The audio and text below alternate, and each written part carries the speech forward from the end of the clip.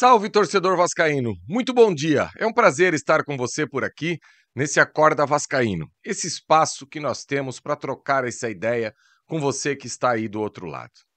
E antes de eu começar a falar sobre Fernando Diniz, esse personagem do futebol brasileiro, sim, eu encaro o Fernando Diniz como um personagem positivo do futebol brasileiro dos últimos 10 anos. Eu já sei que muitos que estão no início desse vídeo já pensaram: Faísca, hoje eu não vou concordar com você. Não tem problema, eu só quero trazer aqui para você argumentos. A gente nem tem a certeza que o Fernando Diniz será o treinador do Vasco, né?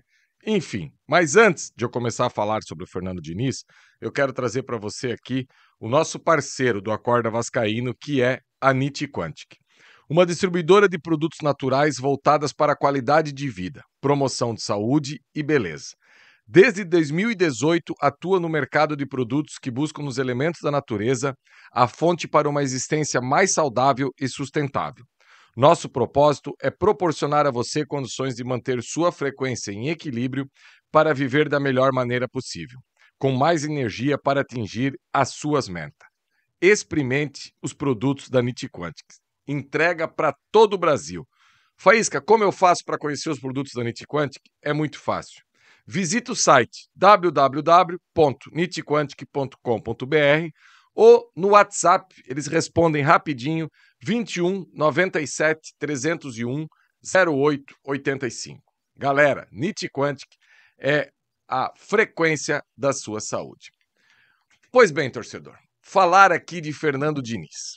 Olha só, eu vou tomar todo o cuidado aqui hoje para que o meu comentário não seja contaminado por aquilo que eu penso do Fernando Diniz, deixando claro que meu pensamento é positivo. Eu acho ele um treinador diferente. E o que aconteceu no último final de semana com o Vasco, perdendo aquele jogo para o Palmeiras na maneira que perdeu, eu tinha absoluta certeza que as redes sociais, logo em seguida, algumas pessoas conseguiriam pegar o lance do Hugo Moura para deixar claro que o Fernando Diniz não daria certo no Vasco. E o que eu fiz?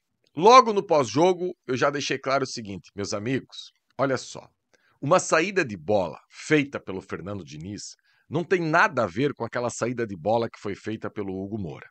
Uma saída de bola do Fernando Diniz é uma saída de bola treinada exaustivamente, uma saída de bola que cada oportunidade, o portador da bola tem 3, 4 opções de passe, só para deixar claro. E o mais importante, não podemos reduzir o trabalho do Fernando Diniz a apenas a saída de jogo. É muito mais que isso, é muito mais complexo. E para isso, eu vou refrescar um pouquinho a memória do torcedor. Porque junto com o argumento que no Vasco não vai dar certo, é que o Vasco não tem jogadores para fazer essa saída de bola. Aí eu pergunto para você, torcedor. Lá em 2016, que o Fernando Diniz estava meio que começando a sua caminhada de treinador de futebol profissional, ele foi técnico do Audax.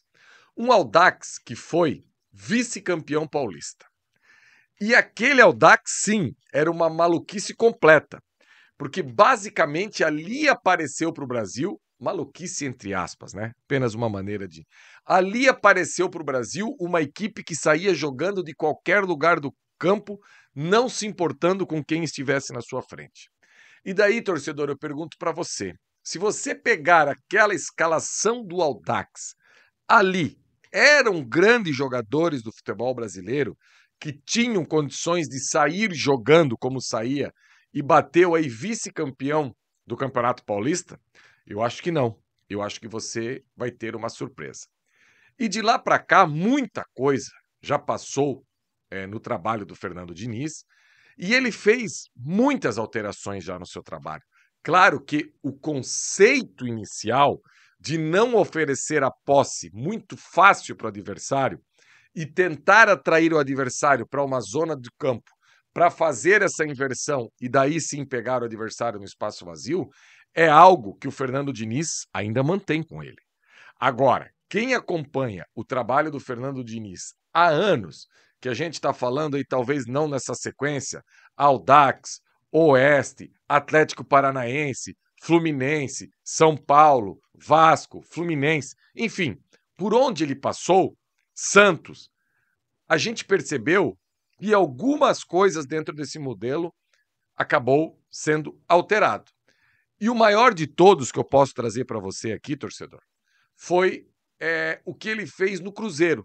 Aliás, que ele não foi bem nesse último trabalho do Cruzeiro. Um Cruzeiro que era cheio de jogadores aí estrelados, uma equipe praticamente nova, que agora que parece que está dando indício que vai dar certo. Só que esse Cruzeiro já tinha no gol o Cássio. E a gente sabe que o Cássio com os pés tem muito problema, muita dificuldade. E o Fernando Diniz, entendendo essa dificuldade no Cássio, não utilizava da maneira que ele sempre utilizou. E olha que ele abriu mão do Cássio porque ele deve ter percebido no dia a dia que não ia ser legal.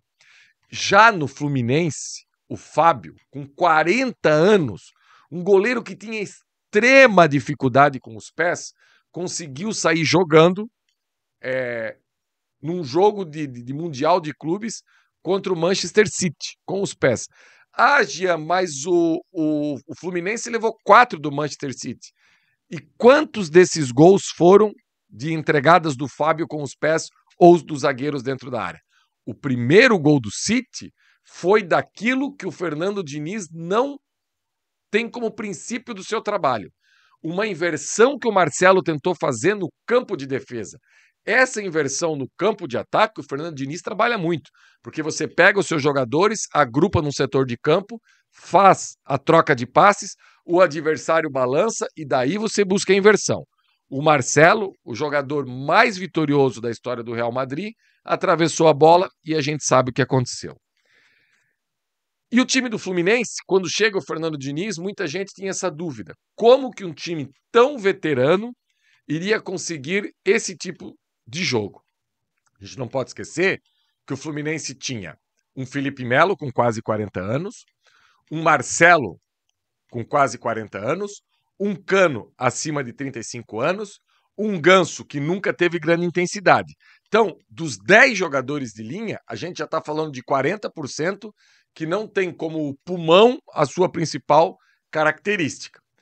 E ele conseguiu, com a 11ª folha do futebol brasileiro, ser campeão da Libertadores. Jean, mas ele só foi campeão da Libertadores porque o Ener Valencia... Não, é sério isso? É sério isso. Então, ele não teve méritos. É porque o Ener Valencia perdeu os gols, é que ele foi campeão da Libertadores. Até então, a campanha toda, tudo que ele conseguiu fazer, ele não teve méritos. Então, torcedor, o que eu quero deixar claro é o seguinte.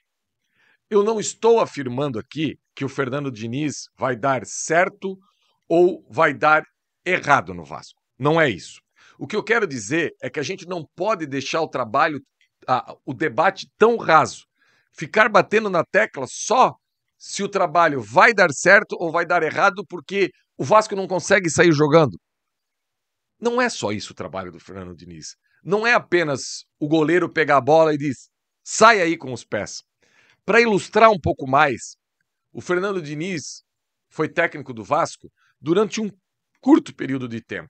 E olha que teve um início promissor. Depois, infelizmente, acabou caindo naquele jogo contra o Sampaio Corrêa. Só que naquele curto espaço de tempo que ele teve à frente do Vasco, eu não sei se você lembra, torcedor, ele conseguiu em alguns momentos que Vanderlei e Lucão saíssem jogando com os pés. Ele faz mágica? Não, ele não faz mágica.